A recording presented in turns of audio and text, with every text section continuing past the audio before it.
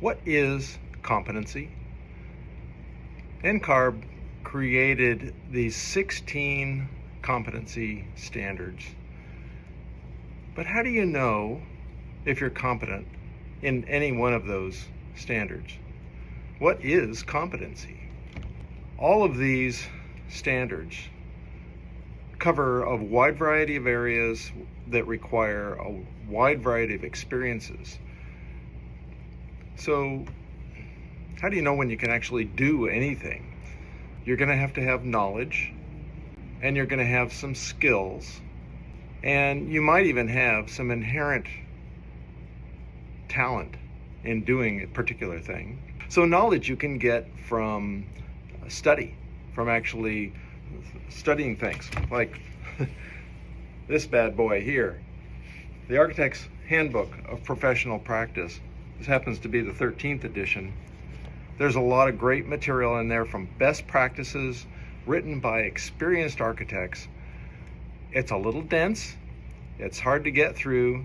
It's a great resource though. You can see I actually have a bunch of tabs in there of important places that I mark because I go back to them often. Now what about skills? With skills, it requires doing something. Actually getting the experience of doing something, and more than once, to be able to build a skill.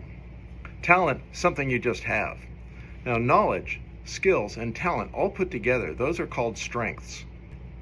And if you're strong in doing something, that means you have the knowledge, you have the skills. You probably have some talent too in doing that thing. These competency standards, though, don't look for strengths necessarily right up. This is at the point of initial licensure, what can you do? You don't have to be strong in all 16 areas. In fact, there's a lot of these competency standards broadly experienced licensed architects are not very strong in. Maybe they can't even do them because they've been a little bit too focused on a specific area of practice. And so they didn't broaden out.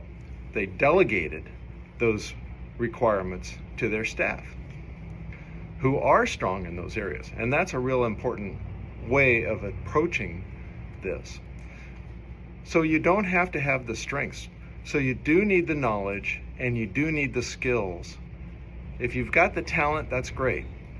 So if you don't have the knowledge in any one of these 16 areas, you can study. You can study up on these, you can take courses, you can read books.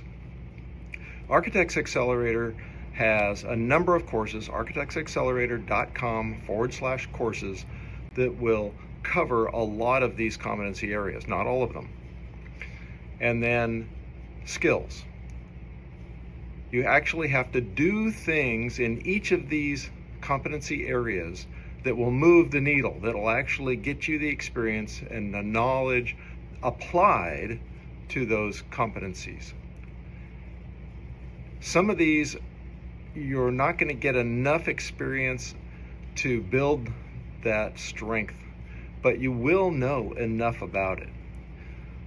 So start studying each of these 16 areas and consciously apply the tasks that you do every day to one or more of these competencies. It will benefit you when you do get licensed. There you are, you've got that competency. Now, a quick message before I conclude to firm principals. It is important responsibility on your part, perhaps delegated to supervisors, experienced architects in your office, to help every design professional who wants to be licensed to build these skills, these tasks.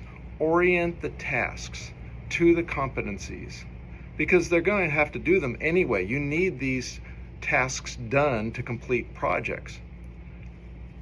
So gear that knowledge base to the design professionals when they need it, and build that time. Keep track of it so that it's not wasting time. If you're not doing things every day that move the needle toward these competencies, you're wasting time. And firm principles, if you are not helping your staff do things that move the needle toward these competencies, you're wasting time, because this is a valuable resource to help the productivity, the profitability of your firm.